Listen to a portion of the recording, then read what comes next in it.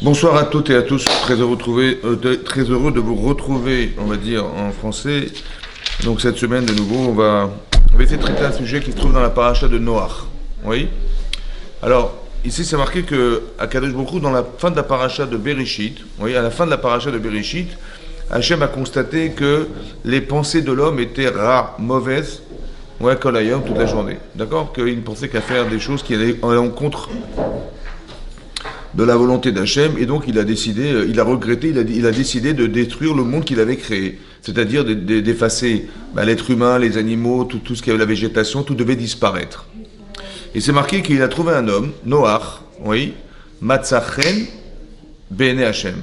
Noach, il a trouvé grâce aux yeux d'Hachem, c'est-à-dire qu'il a trouvé en lui une capacité à pouvoir envisager de continuer son projet personnel que de continuer le monde, voilà. D'accord? Il n'a pas trouvé 1 million de personnes, ni 10 millions, ni 100 millions, ni 1 milliard de personnes. Il a trouvé un seul homme. Alors ça interpelle quand même. On se dit que, bon, le projet, il n'est pas tellement sérieux, quoi. C'est-à-dire, hein? Peut-être on peut redire de... Et donc d'expliquer, ouais. Et d'expliquer, oui, comment Kadosh Baruch Hu, il considère une personne. C'est important de réfléchir qu'à nous tous, à une seule personne, elle peut justifier en fait le fait qu'Hachem il continue un projet, pour peu qu'il rentre dans le cadre de ce qu'il espère, c'est-à-dire des tzadikim, etc. Vous avez compris? Ça donne des forces. Hein. Parce que on se dit que c'est vrai qu'à la création du monde, on n'a créé qu'un seul homme sur la terre, c'est vrai. Un homme et une femme, un couple en fait. Et avec ce couple, Hachem avait pour projet qu'ils se multiplient sur la terre et que vaille, ils vont avoir cette liberté de mériter d'être sur la terre et d'être Olam Haba. Mais c'était au départ un couple. On a créé un seul couple. Et là, on se retrouve avec un seul couple et ses enfants. Il y avait 4 couples qui vont rester vivants sur la planète Terre. Et tout ce qui a été la planète Terre va disparaître à travers le déluge. Alors, après, quelles sont les raisons? On va essayer de réfléchir. Qu'est-ce qu'ont été les raisons de la destruction du monde? Et aussi de savoir qu'on peut recommencer un projet avec un couple. Alors, ça veut dire qu'on doit se dire que si nous, on se protège et on reste des tzadikim, on peut permettre à Hachem de faire que le monde continuera. Un seul couple, ça suffira. Ce qui est incroyable. Vous avez compris? Et donc, c'est ça. Donc, ça veut dire que déjà, Noach, il a trouvé grâce aux yeux d'Hachem. En quoi il a trouvé grâce aux yeux d'Hachem? Alors c'est marqué Ele Toldot Noach. Voici la postérité de Noach. Parce que les Toladot en hébreu ça veut dire les dérivés. Oui. Mais ça ici c'est pris dans la Tolada, c'est-à-dire tout ce qui dérive de Noach qui est ses enfants. Et on nous dit que Ish Tzadik. En fait, pourquoi on nous parle de ses enfants alors qu'on ne va pas nous dire grand-chose de ses enfants? Pour dire qu'il était Tzadik et il était Tamim. Tzadik ça veut dire qu'il était juste. Il était logique, il était cohérent, et qu'on pouvait lui faire confiance. Quand vous demandez à quelqu'un quelque chose, il est tzaddik, vous pouvez lui faire confiance, il va faire ce que vous allez lui demander. Ça va? Il est juste. Il peut avoir du Yetzirara de ne pas faire, il va dire non, je suis désolé, je vais faire. Ça va? Petite parenthèse, que vous compreniez cette notion-là. Il est marqué dans le Sefer Bereshit, la paracha de Bereshit. La première paracha, c'est marqué Bereshit, bara Elokim. Au commencement, Dieu crée le ciel et la terre. Et Rachid expliquait que pourquoi on a utilisé ce mot Bereshit pour dire le commencement. C'est pour dire que, en fait, tout a été créé pour le Réchit, c'est-à-dire la Torah. Tout ce que vous voyez là, tout ce que vous voyez autour de vous, ça n'a de sens que pour le peuple juif, le clan d'Israël, et pour la Torah. D'accord? Maintenant, qu'est-ce que veut dire ce principe? Quand on dit dans la Torah, Hachem, il a regardé la Torah parce qu'il l'avait créé avant la création du monde et il a créé le monde en fonction de la Torah. Alors on dit, il y a des règles, vous comprenez, il y a des règles, il faut suivre les règles de la Torah. Et nous, on nous rappelle les règles. Quand vous lisez la Torah, vous dites, ne vous trompez pas, on vous rappelle les règles. Il ne faut pas convoiter la femme de son prochain, il ne faut pas voler, il faut respecter Shabbat, il faut, etc., ne pas pratiquer l'adultère. Voilà ce qu'on nous répète, d'accord? Et on nous rappelle qu'il ne faut pas faire. Et c'est ce qu'on croit en fait. On croit que l'étude de la Torah, c'est nous mettre au courant et nous rappeler si on a une défaillance, de nous rappeler, attention, c'était interdit. C'est ça qu'on comprend, en général. En fait, c'est l'inverse. La Torah, c'est ce qu'on doit réaliser. Le monde doit se réaliser à travers la Torah. Ou bien on doit dans le monde réaliser la Torah. Qu'est-ce que veut dire réaliser la Torah? Réaliser la Torah. Alors Hachem il a fait ça. Écoute, je vais te mettre du Yetzer Hara. Je vais te mettre l'égoïsme, je vais te mettre l'antisémitisme, je vais te mettre des gens qui vont s'opposer à toi. Ça va? Donc il y a une force extérieure et une force intérieure. Une force extérieure contre toi et une force intérieure contre toi. J'ai fait exprès. Pourquoi? Pour que tu dises non. Des fois, tu vas dire non à ton Yetzer Hara. Et c'est comme ça que tu auras le salaire d'avoir réalisé ce que la Torah nous dit, de ne pas convoiter la femme de ton prochain, de ne pas, comment vous dire, de ne pas voler, de ne pas tuer, de ne pas... Vous avez compris ce que je veux dire? Ça veut dire que le fait que la Torah nous rappelle qu'il ne faut pas voler, c'est pas nous dire, écoute, je te rappelle qu'il ne faut pas voler. Non. C'est que tu dois être mécaïm et réaliser de ne pas voler. Alors tu auras le Yetzer Hara de voler. Mais quand tu vas dire non, on dit, mais il faut faire Shabbat. Ouais, mais bon, c'est fatigant, c'est pas forcément agréable, etc. Je dis, mais quand tu vas dire non à ton Yetzer Hara qui te dit ne le fais pas, et tu vas dire oui, je vais faire Shabbat, eh ben tu vas avoir le salaire d'avoir réalisé ce que la Torah te demande de faire. Donc la Torah, le monde a été créé pour la Torah, ça veut dire que tu vas avoir un Yetzer Hara de ne pas l'écouter. C'est quoi d'avoir le salaire de la mitzvah? C'est d'avoir été capable de dire non à celui qui s'opposait à ce que tu le fasses. Parce que de faire la loi, tu dis j'ai pas volé ce matin, bon bah on va te payer quelque chose, on va te donner un salaire parce que tu n'as pas volé. Bah, évidemment que tu as. Heureusement que tu n'as pas volé ce matin, heureusement que tu n'as pas volé dans la journée. Et si tu l'avais fait, ça aurait été grave. Depuis quand on reçoit un salaire parce qu'on réalise quelque chose qui paraît incohérent? Et à part ça, pourquoi Hachem il aurait créé un être voleur?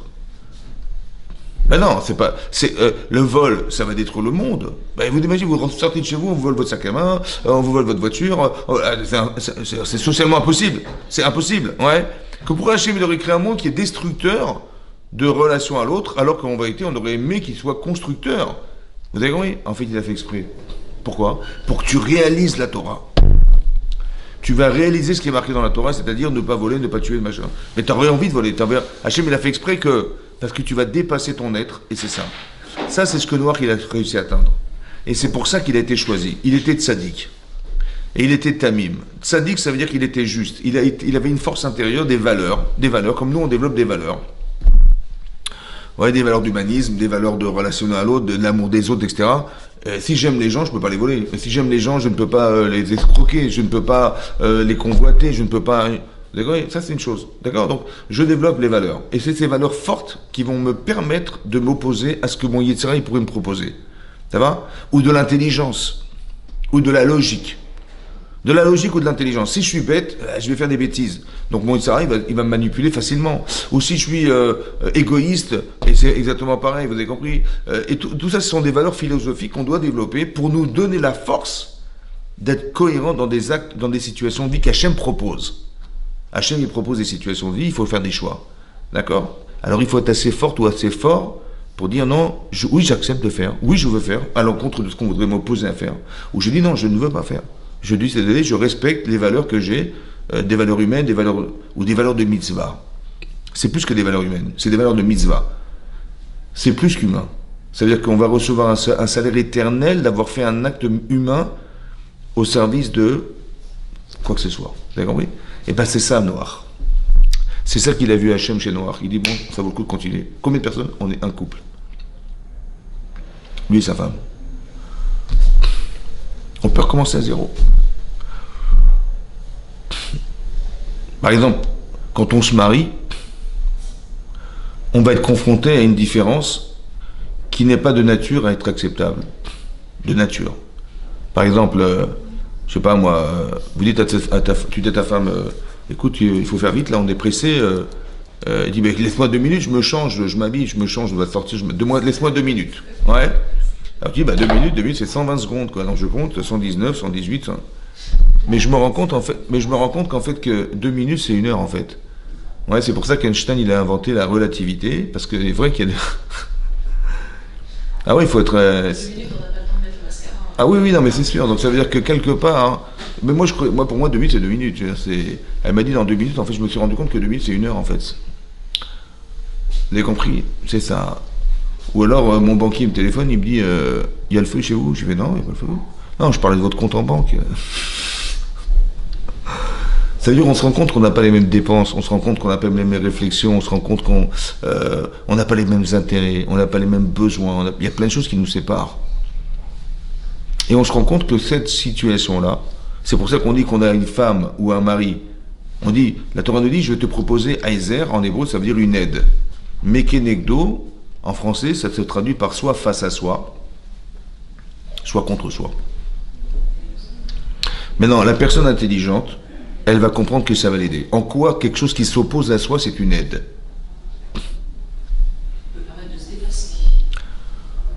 Mais ça permet aussi d'accepter la différence. C'est-à-dire, une femme n'est pas un homme. Alors, si je m'oppose à la différence, elle va être malheureuse. Si une femme, elle s'oppose aux besoins masculins, il va être malheureux. Alors, on te demande de faire abstraction de tes intérêts, des fois, pour t'acclimater à la différence. Et rendre heureux la personne qui c'est contre tes intérêts, mais elle sera heureuse. Tu vois? Tu dis une femme elle veut acheter des bijoux, toi ça t'intéresse pas.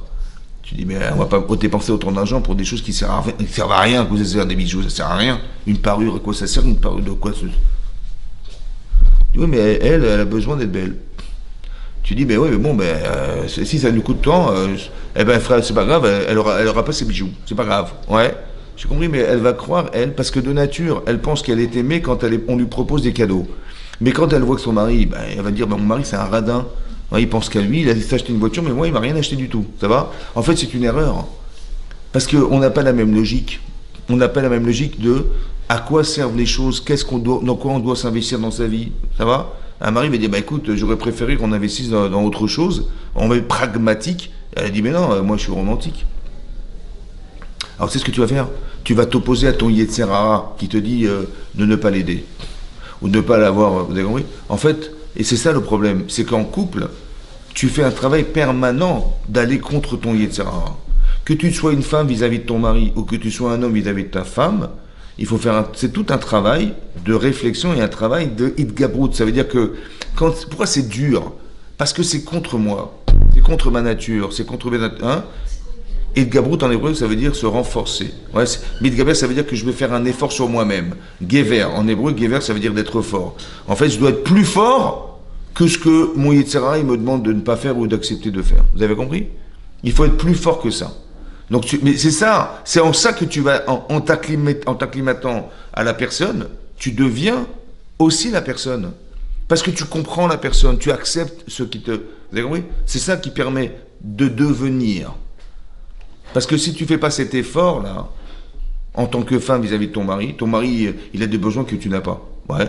Je dis, c'est comme de la logique aussi, la logique. Une fois, une femme, elle me dit, un type, il me dit, écoute, j'ai dit à ma femme que j'irai plus voir sa mère. Parce que voilà, elle m'a comment vous dire, elle m'a humilié, et puis je me sens pas de la retrouver, de la revoir, elle s'est pas excusée, madame, et tout. Et je lui dis à sa femme, elle me dit, moi écoutez, mon mari il est débile, c'est pas ça, il a pas compris. Ok, donc il y a un conflit entre deux. Son mari, il souffre de voir sa belle-mère. Et qu'est-ce qu'elle a fait, madame? Quand il a proposé à sa femme d'aller partir en voyage, il a dit, tiens, si ma mère pouvait nous accompagner. Il dit, le type, elle me dit, j'ai proposé que ma mère, elle nous accompagne. Et je dis, mais attendez, vous voyez que votre mari, il supporte pas votre mère, comment vous... Il est fou, mon mari, il est bête, mon mari. Pourquoi tu t'acclimates pas à ton mari? Pourquoi tu dis pas, le pauvre, il en souffre, pourquoi je vais lui mettre... Je vais reprovoquer cette souffrance chez lui? Ça veut dire que tu pourrais faire des efforts. C'est quoi faire des efforts? C'est de comprendre qu'il y a une logique qui justifie le fait qu'il soit vexé. Ne rajoute pas une couche en lui disant tiens, tu vas souffrir un peu plus parce que moi j'ai envie d'avoir ma mère avec moi. C'est où tu as le plaisir de l'avoir avec toi, où tu lui évites une souffrance. C'est comme tu veux. C'est sa souffrance contre ton plaisir. Vous avez compris? Là, c'est une preuve d'amour, ça. Parce que j'ai fait abstraction de mes intérêts pour lui. Ou l'inverse, vous avez compris? Quand je me dis, mais moi j'aurais fait autre chose de ces 3 000 € que d'acheter une bague à ma femme, j'aurais fait autre chose avec, j'ai compris. Mais dans l'intérêt de solidifier ton couple, ça vaut le coup de perdre 3000 euros. Parce que c'est comme ça que tu rends heureux les autres, ceux qui se trouvent, ceux qui t'entourent.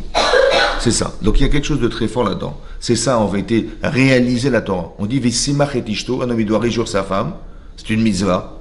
Oui. Par exemple, pendant les fêtes, ouais, chaque fête, que ce soit Sukkot, que ce soit Pessah, que ce soit Shavuot, on doit offrir quelque chose à son épouse. C'est marqué dans la halakha, c'est la loi. Alors on doit offrir aux femmes des bijoux. Ça va?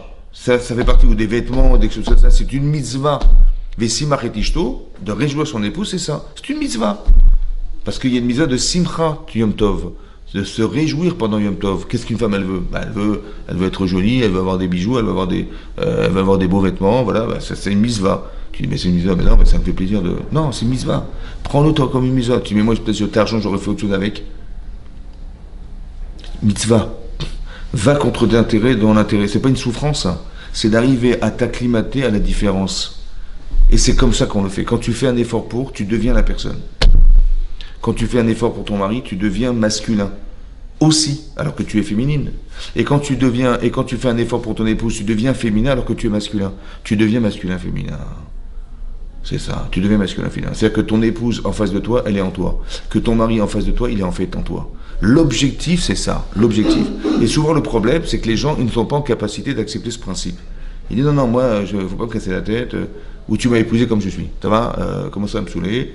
Et tout, tu savais pertinemment que j'étais comme ça, mais on ne vient pas me réclamer quoi que ce soit. Non, c'est pas ça une vie de couple. C'est comme ça qu'on évolue, c'est comme ça qu'on se sent aimé. Parce qu'on voit qu'on fait des efforts pour nous. On fait des efforts, on va contre soi-même, contre ses intérêts pour l'autre. Donc ça c'est une preuve d'amour, ça, vous avez compris. Et donc c'est ça. Donc Noach, à lui tout seul, il a permis au monde de continuer à exister. Et les toldot, voici les dérivés. Rachid nous explique que les toladot, c'est les enfants, la postérité. Vous savez que quand vous allez voir les enfants, vous allez voir les parents. Quand tu vois que les enfants, ils sont équilibrés, c'est que les parents, ils ont fait des mitzvot. C'est pas magique, c'est pas, on va dire, comment dire, explicable de façon, c'est systématique. Si vraiment c'est sincère, profond et vrai, les enfants ressentiront cette différence. Ouais, ils ressentiront le émet. On est aspiré par des paroles justes, des paroles vraies.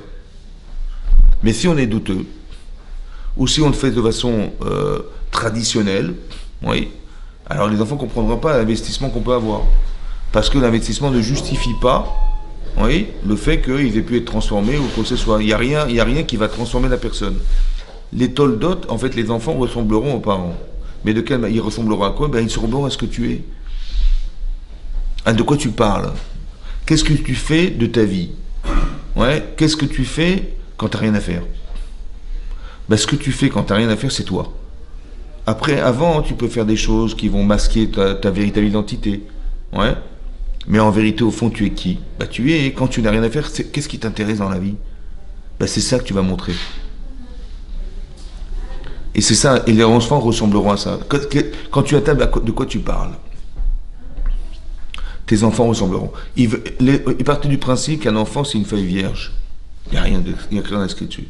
C'est toi qui vas, en parlant, en te manifestant, en montrant des exemples, tu vas graver ou tu vas inscrire chez la personne qui est ta famille, tes enfants, etc. Tu vas inscrire en eux, dans cette feuille vierge, des valeurs qui sont des valeurs fondamentales. Mais ça, il faut y réfléchir avant. Ça va? C'est très important de réfléchir avant à ce qui va permettre à la personne d'être en adéquation avec Hachem, avec les mitzvot, avec eux-mêmes. Il faut être soi-même, c'est important. Donc c'est ça qu'on va essayer de voir. Ici, il était tzaddik et tamim. Et donc on lui dit que Hachem, il a vu que la terre était corrompue. C'est quoi la corruption? Ouais. Nishreta, la Torah nous traduit la ashrata, ce qu'on dit une ashrata en hébreu, c'était l'adultère. Ouais. Il y avait des actes adultères, il y avait de la zoophilie, il y avait de l'avodazara, de l'idolâtrie. Ça veut dire qu'on pouvait se passer d'Hachem. On avait une autre façon de vivre, ouais, en se passant d'Akadosh Baruch Hu. Et à part ça, Vatimale Ares Ramas, la terre était pleine de vols. 3 éléments qui ont été l'objet de la destruction du monde. La première, c'est l'adultère. La deuxième, c'est le fait de pratiquer l'idolâtrie. Ça veut dire de se déconnecter d'Hachem. Et la troisième, c'était le vol. Maintenant, le vol, ça correspond à quoi? C'est les biens, je m'approprie les biens des autres. En fait, qu'est-ce que je fais? Je retire ce qui est la vitalité de la personne. Soit je le tue, soit je lui prends ce qu'il a de bien. Ça va? Et où je le déstabilise par le vol, psychologiquement. Quelqu'un qui a été cambriolé, c'est un viol.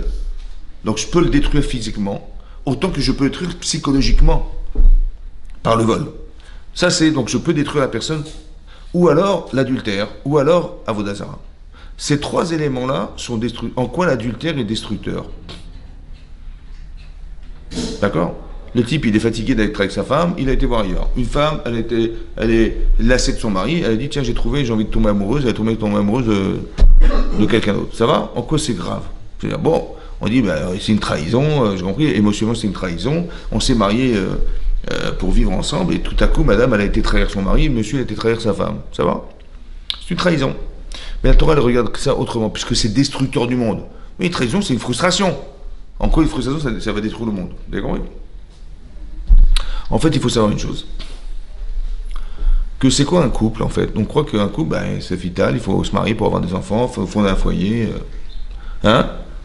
Non. En vérité, il faut savoir une chose. Que de base, avant qu'on soit sur la terre, on était des neshamot, des âmes. Ça va? Maintenant, ces âmes, en fait, une âme est masculine, féminine. On dit que Yitzhak Avinu, il ne pouvait pas avoir d'enfant parce qu'il avait une neshama féminine et pas masculine. Et donc, en faisant la Akedat Yitzhak, il a atteint ce niveau d'avoir cette capacité d'être un gever, un homme, et c'est ça qui lui a permis d'avoir des enfants. Mais c'est-à-dire que de base, la neshama, elle est masculine-féminine.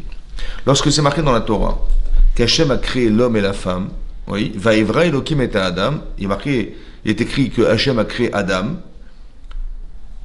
et il y a marqué Betselem Elohim, à l'image d'Hachem. L'image, c'est qu'on est en capacité de penser, d'analyser. C'est en ça qu'on est à l'image. Il n'y a pas d'image. C'est que ça ressemble à quoi? À quoi on ressemble? On ressemble à Hachem. En quoi on ressemble à Hachem, à Kadosh Baruch Hu? Parce qu'Hachem pense, Hachem analyse, Hachem réfléchit. Les seuls êtres sur la terre qui pensent, qui réfléchissent et qui analysent, c'est l'être humain. C'est en ça qu'on est à l'image d'Hachem. Les animaux ne réfléchissent pas. Ils réagissent par instinct, ils réagissent. Les seuls qui pensent et qui réfléchissent, c'est les êtres humains. C'est en ça qu'on est à l'image d'Hachem. Qu'est-ce qui nous permet de réfléchir? C'est la neshama, c'est l'âme. Ça va? Maintenant, cette âme, en vérité, elle est masculine, féminine de base. C'est pour ça que la Gemara dans Nida explique que 40 jours avant la conception d'un garçon, l'ange dit, on lui dit que à quoi correspond cette âme masculine? Elle correspond à telle personne qui a une fille. Ouais, cette fille-là, de telle personne, ouais, elle correspond à cette âme-là. Ça veut dire qu'on a dû détacher la partie masculine pour qu'elle vive sur Terre. C'est ça? Mais en fait, on l'a détachée. Et la partie masculine va devoir retrouver sa partie féminine. On dit un chélek, on a une part féminine, mais c'est dire que c'est qui cette part féminine? C'est ta femme. C'est celle que tu vas rencontrer un jour, qu'on va te proposer, on va t'inviter à la retrouver, et tu vas te marier avec elle. Ou bien ton mari, c'est lui. Ça va? Cette partie masculine. Mais quel est l'objectif alors qu'on est séparé de corps? C'est d'arriver à faire, parce que c'est marqué dans le texte, Vaïvra Elohim et Adam, Betselem Elohim Aroto, Zachar ou Nekeva. Zachar, c'est mâle, et femelle, il les a créés. Alors tu vas me dire, il les a créés séparément. L'Agma dit non. En vérité, de base, Adam et Chava, ils étaient collés. C'est-à-dire que ce que tu voyais physiquement, ils étaient dos à dos. C'est ce qu'il y avait en vérité spirituellement dans le ciel. Des neshamot. Maintenant, Hachem a décollé la partie féminine pour qu'on soit en mesure de retrouver ce féminin et la conscience du féminin et du masculin. Ça va? Ça veut dire qu'il faut construire cette notion chez nous. Donc, qu'est-ce que va faire le Yitzhara? Il va faire que si tu restes un homme en couple, ton Yitzhara dit, je suis désolé, je suis un homme, je ne veux pas devenir une femme, ça ne va pas ou quoi? Et une femme a dit, moi je suis féminine, je veux rester une femme. Je sais à quoi je sers, je sais ce que je peux faire avec, que je sais comment je peux conseiller mon mari, mais je reste une femme. Non. Il faut que tu deviennes masculin-féminin. Ça veut dire que tu vas faire abstraction de ton féminin pour ton mari. Ou tu vas faire abstraction de ton masculin pour ta femme. Et c'est comme ça que tu vas nourrir du féminin chez toi en tant qu'homme. Et c'est comme ça que tu vas nourrir ta partie masculine en tant que femme. Ça va? Le choix du masculin pour une femme, c'est qu'en fait, on a ce masculin en nous, mais il dort. Tu dis tout à coup, madame, elle tombe amoureuse d'un monsieur. Ça va? Mais pourquoi c'est lui? Ah non, non, mais c'est lui, c'est mon mari, c'est mon futur mari. Mais d'où c'est? Parce que je ressens, moi. En vérité, tu ressens quoi? Tu sais que cette personne physique en face de toi, c'est celle qui est représentée chez toi, en tant que femme, dans ton féminin. Et le contraire aussi est vrai. Qu'un homme, il tombe amoureux d'une femme, il dit, ouais, c'est elle, c'est ma femme, je sais pas, je ressens que c'est elle, je suis amoureux d'elle. Pourquoi cet amour? Parce que la Neshama, elle tombe amoureuse de la Neshama de la femme. Vous avez compris ça? Et c'est comme ça que ça nous lie. C'est-à-dire que si on a des sales caractères, si on n'est pas intelligent ou intelligent, ou si on est égoïste, ou si on est je sais pas quoi, ouais, eh ben on se sépare spirituellement de la personne qui nous convient le mieux. Ou bien t'as trouvé ton mari, t'as trouvé ta femme, super. Mais dommage que dans ta vie de couple, tu fasses rien pour essayer de t'associer avec ta femme ou avec ton mari. Vous avez compris ça? C'est-à-dire qu'on nous a créés de natures différentes, non pas pour se battre parce qu'on est de natures différentes, ou de ne pas se comprendre, au contraire, de faire abstraction de soi pour. Comme je vous ai expliqué, le but de la création du monde, c'est de réaliser la Torah. Or, c'est marqué dans la Torah, tu dois réjouir ta femme. Ben, comment je vais faire? Tu vas essayer de ne pas la réjouir. Et quand tu vas dire non, je suis désolé, je vais la réjouir, tu vas réaliser ce que la Torah t'a demandé, contre nature, de respecter ton épouse et de l'aimer. Ça va? Ou le contraire aussi, ouais. Vous avez compris? Ça veut dire que tout a été fait pour que tu ailles au-delà des limites, on va dire entre guillemets corporelles, de tes sentiments personnels. Tu deviens spirituel. Ouais. Si je comprends bien, une âme, elle est à la fois masculine et féminine. De base. Et on les a séparés. Okay. Maintenant, qu'est-ce que c'est que l'adultère? Ben, l'adultère, c'est qu'une femme qui trompe son mari avec témoin, elle est interdite à son mari. Ça va? Elle est interdite. Elle peut dire, ouais, je regrette, j'aime mon mari, mais bon, j'ai eu un excès, voilà, j'ai été séduite ou j'ai été séduire quelqu'un, je voulais sortir de la routine, toutes sortes de prétextes. Le problème, c'est que s'il y a une relation sexuelle entre un homme et une femme, alors qu'elle était mariée, cette femme, elle devient interdite éternam à son mari. Donc le problème, c'est quoi le problème? Ben, le problème, c'est, bon, ben, c'est pas grave, et puis c'était de sa faute, et puis voilà, et puis il n'a pas su me séduire, et puis et ben, j'ai été voir quelqu'un d'autre, voilà, je suis désolé, bon, ils vont divorcer. Ce qui arrive, hein. Le problème, c'est pas ça. C'est que de base, il y avait un projet divin. Cette femme et cet homme, ils devaient vivre éternellement ensemble, se construire, exister ensemble. Cette Neshama, en vérité, elle a disparu. Tu as compris? Parce que la personne qui a été trompée par sa femme ou par... eh ben, elle perd sa partie féminine qui lui correspondait. Bon, elle va se retrouver quelqu'un d'autre. Hein. Mais ce projet-là personnel, il a disparu. C'est pas un divorce. Un divorce, c'est la loi. La Torah dit, tu peux te marier, tu peux divorcer, c'est la loi, ça existe. Mais l'adultère, c'est une avéra, c'est une faute. Et la faute, tu dis, bah ouais, bah on s'est séparés parce qu'on a décidé de divorcer. Non, on a séparé parce que madame, elle a fait une avéra. Vous avez compris? Eh ben c'est différent, parce que c'est un choix assourd, un choix interdit. Ça veut dire que cette femme est interdite éternelle. C'est en ça que c'est spirituellement insupportable. Vous avez compris?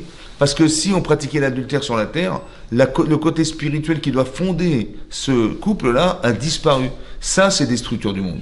C'est-à-dire que la destruction du monde, le déluge, n'est que la conséquence d'une défaillance spirituelle. Soit parce que il a volé l'autre. Tu dis, mais le vol, c'est pas spirituel. Le vol, c'est spirituel. En quoi c'est spirituel? Parce qu'il manque de relation, il manque de relativité, il manque de considération de l'autre. Ben, c'est pour ça qu'on le vole. Tu vas pas voler tes parents. Ça va? Tu vas pas voler tes frères et sœurs. Par contre, tu vas voler tes voisins. Mais pourquoi? Parce qu'il y a mes parents, il y a mes frères et sœurs, et il y a mes voisins. Mais mes voisins ne sont pas mes frères et sœurs. Vous avez compris?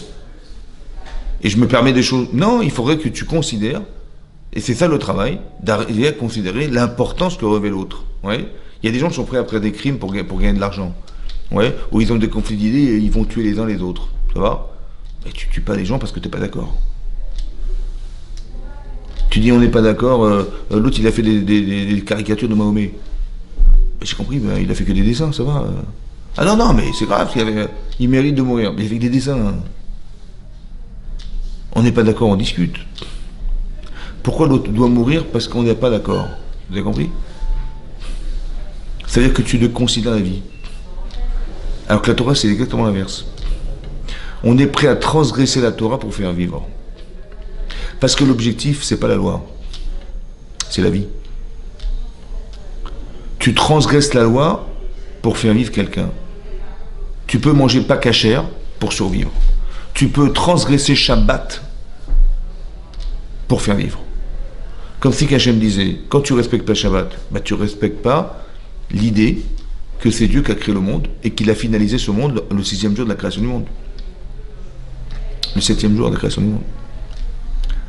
C'est ça le problème de ne pas respecter Shabbat.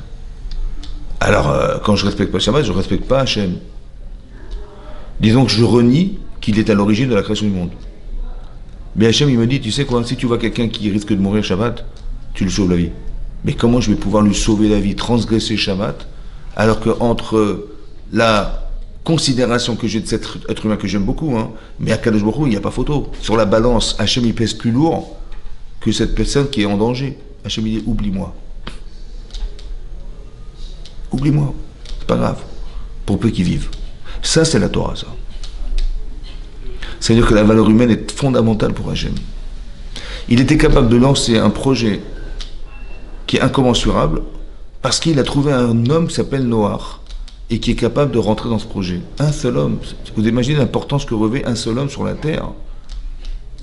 La Gemara dit là-bas dans Sanhedrin que quand des témoins viennent au tribunal et malheureusement ils sont là pour nous dire que telle personne elle a fait une faute qui la condamne à mort. Ça va? Vous savez ce que font les juges? Ils prennent à part les témoins.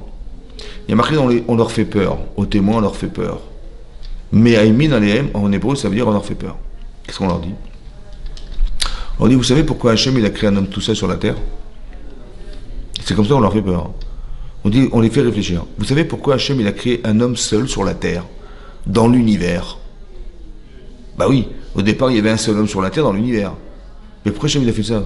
Un seul dans...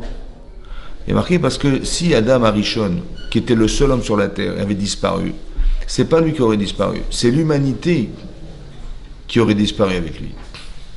Sachez que chaque personne est unique. Si vous faites un faux témoignage, que je pense pas, mais on sait jamais, et que vous allez tuer quelqu'un, vous n'allez pas tuer un homme. Vous allez faire un génocide. Parce que Adam Arishon, il contient l'humanité, et chacun contient sa petite humanité. Ça va? Bah oui, parce qu'on aura tous des enfants, on aura tous et qui auront des enfants et des enfants des enfants. Mais la personne qui décède, en fait, elle n'aura plus ce pouvoir. C'est ça qu'on leur dit. C'est pour ça que c'est marqué que quand Caïn a tué Hevel, dans la paracha de Bereshit, c'est marqué dans la Torah, les sangs de ton frère crient vers moi. Au pluriel. Mais pourquoi c'est au pluriel? Au singulier, il n'a tué qu'un seul homme, je vous rassure. Je dis non, parce que tous ceux qui devaient naître de Hevel ne pourront pas vivre. Parce que tu as tué quelqu'un qui contenait en lui tous les sangs de tes frères. Vous avez compris ça?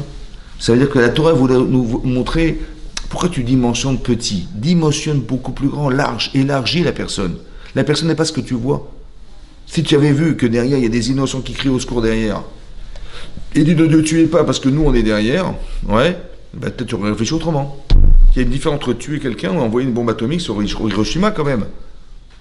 Ben là, t'as envoyé une bombe sur Hiroshima, là. Ah, non, attendez, j'en voulais pas autant, j'en voulais qu'une seule personne. Ben, c'est ça de réfléchir, vous avez compris? On a créé un homme tout seul pour nous dire que si Adam avait disparu, c'est l'humanité qui aurait disparu. Et c'est pareil. C'est comme ça qu'on fait peur aux témoins. Vous avez vu qu'intellectuellement, on fait réfléchir les gens. Et on dit, oui, t'as raison, c'est vrai que ça se fait pas. C'est-à-dire que la bêtise, c'est de concentrer les gens dans ce qu'on voit. Tu dis, mais j'en veux à cette personne. Moi, je vous ai souvent expliqué que quand les gens font des erreurs, et on va cataloguer la personne en fonction de ce qu'elle a fait. Il est bête parce qu'il a fait une bêtise. Ça va? Il est rachat, c'est un mécréant parce qu'il a fait une faute. Ça va? Alors c'est vrai qu'il a fait une faute, c'est un mécréant. Mais en vérité, il n'est pas seul. Soit il ne sait pas, soit il n'est pas logique, soit il est bête, soit il a du Yetzirara. Vous avez compris? Il n'est pas seul à avoir choisi. C'est intéressant de comprendre qu'on n'est jamais seul à avoir choisi. Et donc je peux pardonner la personne, surtout en couple. C'est important de pardonner. C'est de quoi pardonner? Que je sais que mon mari, il n'est pas ce que j'ai vu. Parce que je sais qui j'ai épousé et c'est pas lui. Ou alors il ne sait pas comment il doit se comporter avec moi. Donc je vais faire la différence entre l'être, entre ce qu'il est et ce qu'il fait. Il a fait une bêtise, mais il n'est pas ce qu'il a fait. Parce que je vais l'aider à changer. Je vais essayer de l'aider à retrouver sa vraie nature. Ce qu'il aurait dû être. Vous avez compris? Et ma femme, c'est pareil. Et mes amis, c'est pareil. Et mes voisins, c'est pareil. Et les gens que je côtoie, c'est pareil. Ça veut dire qu'on est tout le temps dans cette perspective de se dire, arrête de cataloguer les gens en fonction de ce qu'ils font. Parce que ce qu'ils ont fait, c'est une chose, mais ce qu'il est, c'est autre chose. C'est ce que tu espères qu'il va être. Alors aide-le. Plutôt que de l'accabler ou de dire non, non, je ne peux pas te voir. C'est ça, aimer les gens, vous avez compris? Aimer, c'est de comprendre ce principe-là. C'est-à-dire qu'on voudrait que la Torah nous demande d'élargir la faculté à réfléchir, d'élargir les notions. Oui, d'élargir les notions. Et ces notions, quand tu les élargis, tu vois que c'est différent de ce que tu penses au départ. C'est en ça que Noir était tzaddik. En tout cas, je vois une chose importante, que quand je détruis physiquement les personnes parce que je vole, quand je prends la spiritualité d'un homme qui est sa femme, ou la femme d'un homme, et quand je me déconnecte d'Hachem, l'Avodazara, en hébreu, ça se traduit par un service étranger. J'ai une façon d'exister qui est étrangère à la Torah. C'est pas que je vais me prosterner devant une idole. C'est que quand on est déconnecté d'Hachem, pour des raisons personnelles, c'est-à-dire qu'on est en train de faire une avoda, un service, mais qui est étranger à Kadosh Baruch Hu et à la Torah. Oui, alors quand on fait quelque chose qui est déconnecté, c'est comme quelqu'un, il a décidé, je sais pas moi, de sortir du circuit. Un type, il est devenu un punk. Les rouges, les machins, les trucs. Je lui dis, comment tu as trouvé du boulot, toi? J'ai dit, écoutez, voilà, je me fous de la société. Je lui dis, pas de problème. Il est sorti du circuit normal. Débrouille-toi, mon vieux. Après, tu te plains, ouais, mais c'est quoi cette société? C'est quoi? Elle est bonne, il y a des règles. C'est pareil, quelqu'un il est déconnecté d'Hachem, je dis, Hachem, il dit, il n'y a pas de problème. Tu veux pas, mais je suis pas là. Ne me demande pas d'avoir la volonté de faire exister ce monde alors que tu es en déconnexion. Tu comprends? Ne me demande pas en tant que père de t'aider alors que tu veux pas faire des études. Tu veux faire, tu veux t'amuser. Et papa, il faut que tu payes parce que j'ai envie de m'amuser. J'ai envie de m'amuser, je veux faire du billard tous les jours, du foot, du tennis toutes les journées. J'ai compris, mais ton avenir, mon chéri, moi je suis prêt à payer, mais pas pour ça. Il est sorti du circuit. Ça va? C'est pareil. Quand on fait une avéra, on sort d'un circuit. On fait une avoda zara. C'est un service qui est étranger à ce que Hachem avait prévu que soit. Et il ne peut pas avoir la volonté de faire exister ce projet s'il n'est pas en adéquation avec sa volonté personnelle. Vous avez compris ce que je veux dire? C'est ça. C'est pas qu'une avéra, on est puni d'avoir fait une faute. C'est qu'on s'est déconnecté d'une relation avec Hachem. Et c'est cette relation qui nous permet d'être comme si c'était une prise mâle-femelle et que l'énergie, l'électricité qui va passer ne pourra pas passer parce qu'on a coupé le courant. C'est un peu ça l'idée. C'est pas qu'Hachem nous a punis de ce qui nous est arrivé s'il n'y a pas de courant. Sinon, il fait froid ici, il n'y a pas de chauffage. Oui, le courant est coupé, mon chéri. Ah, d'accord. Vous avez compris? C'est ça. Ça veut dire que Hachem, il avait ce projet-là. Mais non, une fois dans l'histoire, Hachem, il a détruit le monde. Là, le monde dans lequel nous vivons, un jour, a disparu. Tout ce qui existait a disparu. C'est pour ça qu'on retrouve des squelettes de dinosaures, de mammouths, d'hommes de Cro-Magnon. D'où ils sortent sinon là, on les connaît pas. Des animaux gigantesques. Ouais. Parce qu'en fait, avant ce monde que nous avons là, présent, il y a eu un monde, celui d'Adam. Ce monde a disparu. Parce que ce que Adam Arishon a fait, ça a eu des conséquences. Toldot, les dérivés de ce que nous faisons. Les dérivés de ce que nous faisons. Par exemple, c'est marqué, Adam Arishon, bien sûr qu'il faut parler, quand on parle de Adam Arishon, on parle de Chava, on parle de Avraham, on parle de Yitzhak, Yaakov Avinu, c'est des gens exceptionnels. Donc la Torah nous traduit des fois des situations, on a l'impression que c'était des enfants, il a mangé du fruit de la connaissance du bien et du mal, on croit que il était bête, franchement, que Hachem lui a dit pas manger, il va mourir, il est bête avant de manger, il est bête ou quoi? On enfantilise un peu la Torah, mais c'est très grave, parce qu'on parle des gens exceptionnels. Donc la Torah, elle a utilisé un langage très simplifié pour comprendre la base de la problématique. Simplifié, pour qu'après tu analyses et tu réfléchisses à cette base. Ouais. Mais là-bas, c'est marqué qu'Adam Arishon était parfait. Oui. La Gemara dans Baba Batra, elle dit qu'après sa mort, il avait 2 talons qui brillaient comme 2 soleils. Après sa mort. Alors imaginez-vous sa tête et imaginez-vous de son vivant. Ça va? C'est un homme exceptionnel. Mais là-bas, c'est marqué que quand il a mangé du Etzadat et que sa femme lui a proposé de manger, ouais, Hachem lui dit, mais pourquoi tu as mangé du fruit de la connaissance du bien et du mal? Il dit, mais c'est la femme que tu m'as donnée. Il a dit deux choses. Un, c'est pas moi, c'est la femme. Deux, c'est celle que tu m'as donnée. Que si tu ne me l'avais pas donnée, j'aurais jamais fauté. Hein. Donc il a dit deux choses. Un, il n'a pas reconnu l'intérêt qu'il avait d'avoir sa femme. Et deux, il a condamné Hachem. Hein, en disant, mais c'est pas moi, c'est lui. C'est toi qui m'as proposé, c'est pas. Tu me l'as donné, la femme que tu m'as donnée. Voilà ce qu'il a dit. Et là-bas, c'est marqué, et Rachid nous explique qu'il a été ingrat, kafouille tova. Au lieu de reconnaître le bienfait d'avoir une femme, qu'Hachem lui a donné de cette femme, ouais, et que ça va l'aider à se développer ou à être un homme en couple, on va dire, ouais, c'est ça qu'il a. Et ben il a dit non, c'est la femme que tu m'as donnée. Il n'a pas assumé, on va dire. Ouais, c'est vrai que je t'ai donné, c'est vrai, mais tu peux assumer. De dire, bon, elle m'a provoqué, machin, mais t'as pas été assez fort pour arriver à lui dire, je suis désolé, ça se fait pas. Tu n'as pas été un homme, en fait. Quand c'est marqué dans la Torah que Hachem, il a dit la chose suivante à Adam Arishon, il a dit, Kisha Marta l'école ishtecha, parce que tu as écouté la voix de ta femme, et que tu as consommé d'un fruit que je t'avais ordonné de ne pas manger, la terre sera maudite. Et la question qu'on se pose, c'est, mais pourquoi il a dit, tu as écouté la voix de ta femme? Il fallait dire, parce que tu as mangé d'un fruit que je t'avais interdit de consommer, que la terre est maudite. C'est ce que tu as fait qui est grave, c'est parce que tu vas avoir écouté la voix de ta femme. Ouais. En fait, ça veut dire quoi d'avoir écouté la voix de sa femme? Une femme est émotionnelle. Maintenant, quand elle a vu le Haïtzadat, elle a vu cet arbre, il était tentant, émotionnellement. C'est-à-dire il y a marqué dans le texte, il était tov, en hébreu, ça veut dire qu'il était bon. Il était nechmad, agréable, et ta'ava, plaisant. Vous avez vu que ce sont des notions émotionnelles. Une femme est attirée par l'émotionnel. Mais un homme, il est moins émotionnel, il est moins romantique. Pourquoi tu as créé cette différence? Pour qu'un jour tu puisses dire à ta femme, ma chérie, tu vas trop loin. Tes émotions t'emportent. Seulement, au lieu de lui dire à elle, toi qui es un peu plus rationnel, on va dire, que émotionnel, tu aurais pu dire à ta femme, ma chérie, tu vas trop loin. Tu vois pas que c'est grave ce que tu fais? Ton émotion t'emporte. En fait, qu'est-ce qui s'est passé? Tu as été envahi par l'émotion de ta femme. Tu as écouté la voix de ta femme. Parce que tu as été émotionnel alors qu'il fallait que tu sois rationnel, alors la terre a été maudite. Vous avez compris ce que je veux dire? Pourquoi tu es tombé dans le panneau? Parce que tu aurais dû rester un homme en couple que tu n'as pas été. Tu vois? Des fois, il ne faut pas écouter ta femme. Ben non, parce que quand tu l'écoutes, ouais, non, c'est vrai.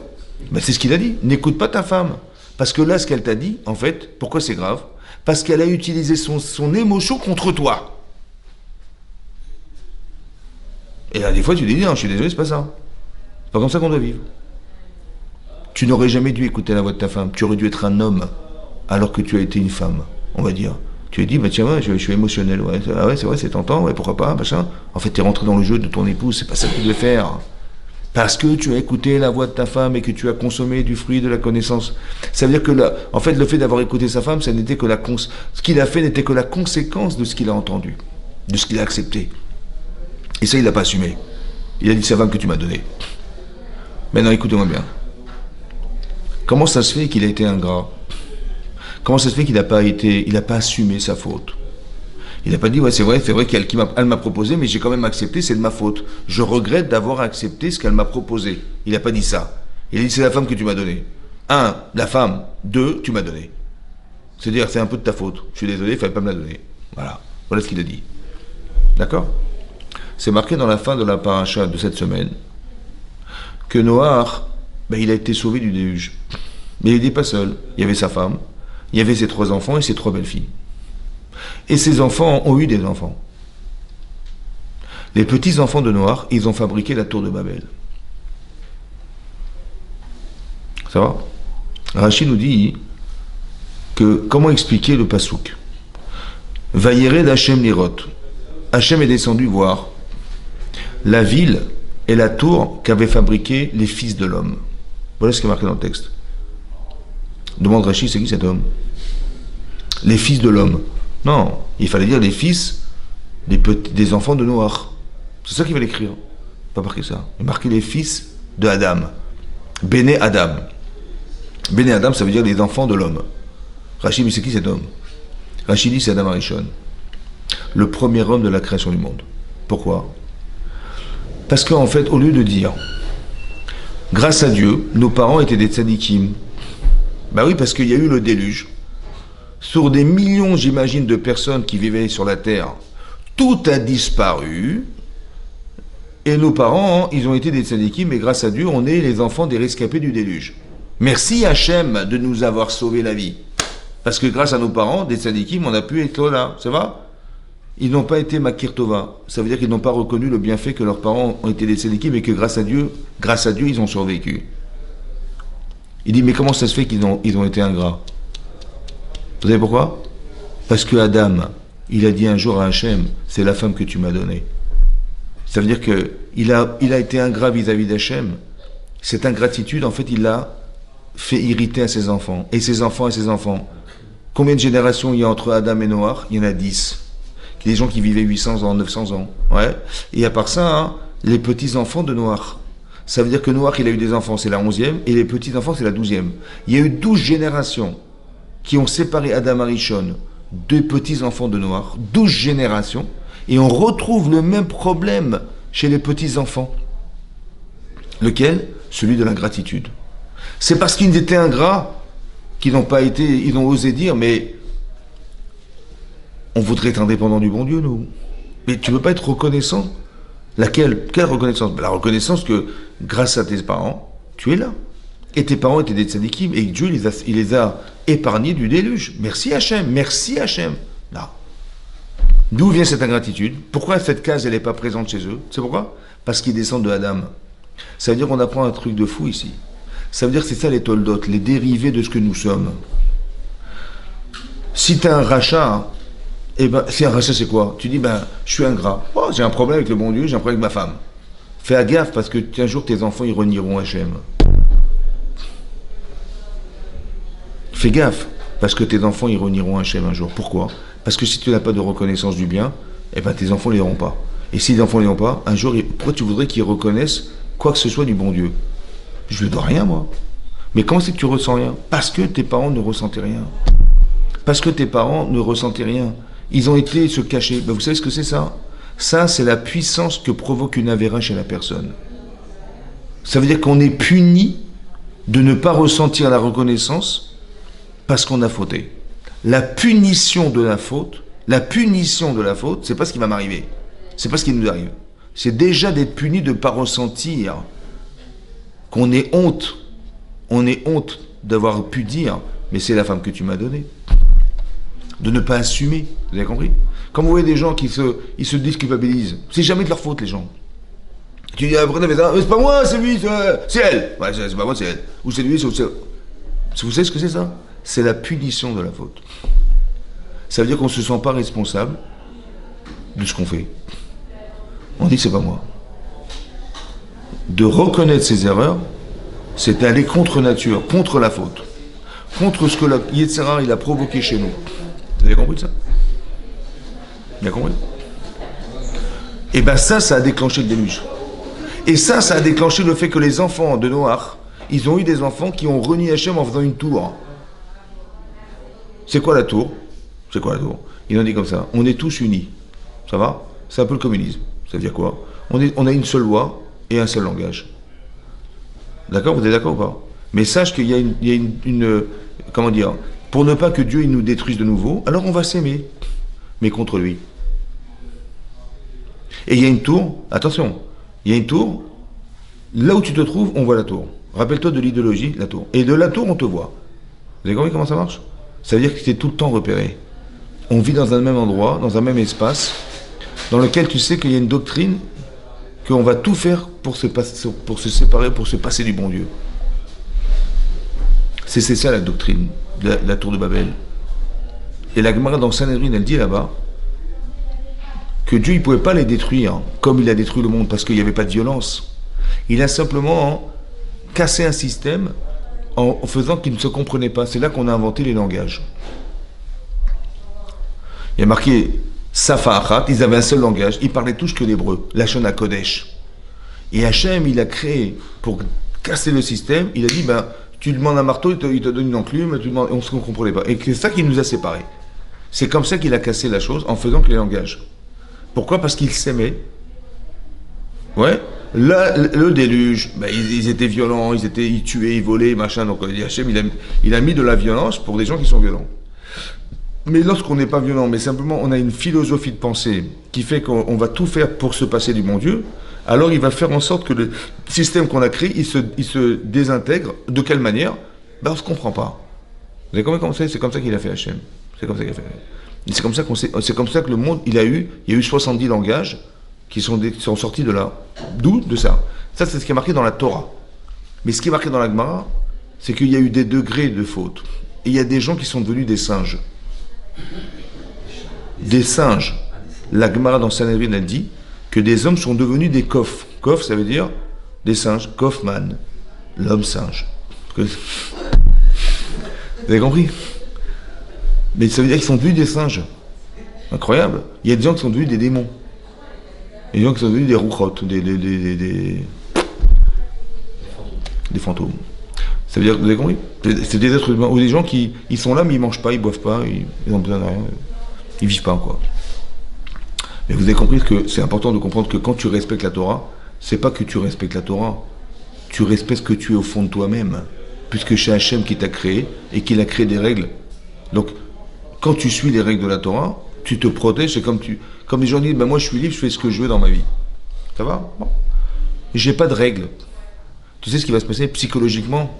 C'est que tu es perdu. Parce que tu sais plus quoi faire. Parce que de tout permettre, c'est d'empêcher la personne de se structurer. Tu vois, quand tes enfants ils débordent, tu dis non, je suis désolé, ça s'arrête là.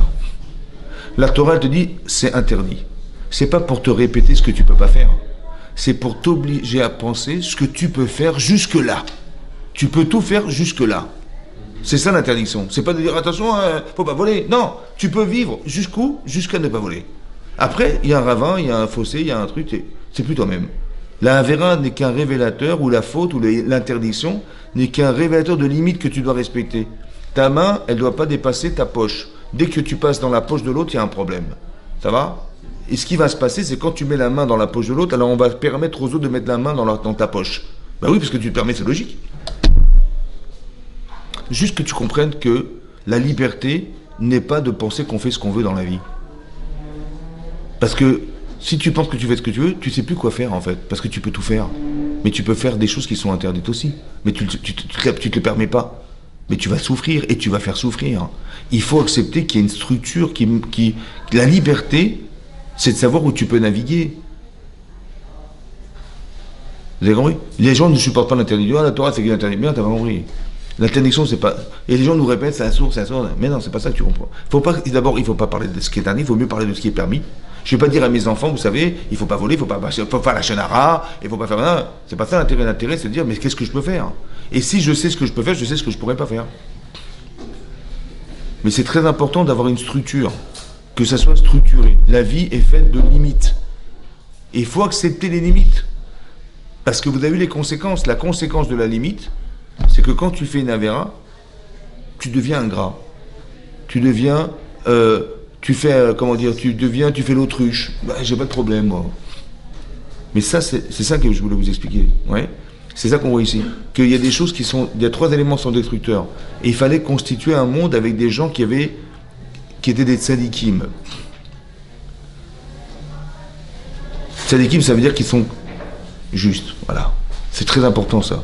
Je te fais confiance, parce que tu me mens pas, parce que tu... Vous avez compris? Je peux te faire confiance. Mais si demain tu fais le caméléon, je sais pas à qui je m'adresse. Je vois personne ici. Il est où le type? Elle est où la fille? Vous avez compris? C'est très important de savoir à qui on a affaire. Et ça, il faut de l'honnêteté. Il faut de la confiance. Il faut d'avoir des principes de base qui sont... Vous avez compris? On peut ne pas être religieux, mais on a des principes. Et ceux qui ont des principes, un jour ils arriveront à accepter la Torah. Parce que les principes de la Torah, ils sont clairs. Et quand ils ne sont pas forcément dans ta logique, il faut quand même accepter Be'emouna que c'est comme ça. C'est comme ça, ça va? Et que Hachem, il est derrière cette logique. Des fois, c'est pas forcément compréhensible à tes yeux, mais c'est le Hémet, c'est la vérité. Et Hachem, il gère le monde d'une façon où les mitzvot, c'est elles qui vont faire que le monde est monde. C'est pas comme on croit. Vous avez vu, par exemple, vous allez voir qu'il y a des choses qui nous, même aujourd'hui, qui sont incohérentes. On entend des choses qui nous semblent incohérentes. Mais qu'est-ce qu'Hachem il veut faire? Ils sont tous contre nous, ils sont tous... c'est quand même incroyable. Oui? Tous contre nous. Autant qu'il y a de l'antisémitisme, pas contre les Israéliens qui sont en Israël, mais contre les Français juifs en France. Mais qu'est-ce qu'on a à voir avec l'Israël, nous? Qu'est-ce qu'on n'est pas des soldats, on n'est pas des machins, on n'est pas des citoyens israéliens, on n'a rien. On en veut aux juifs français, mais qu'est-ce qu'on a à voir là-dedans? Ouais, il n'y a pas des gens qui vont faire des manifestations ou de tabasser, je sais pas moi. Ouais, ou d'aller tabasser des Russes à Paris, quoi. Hein? Non?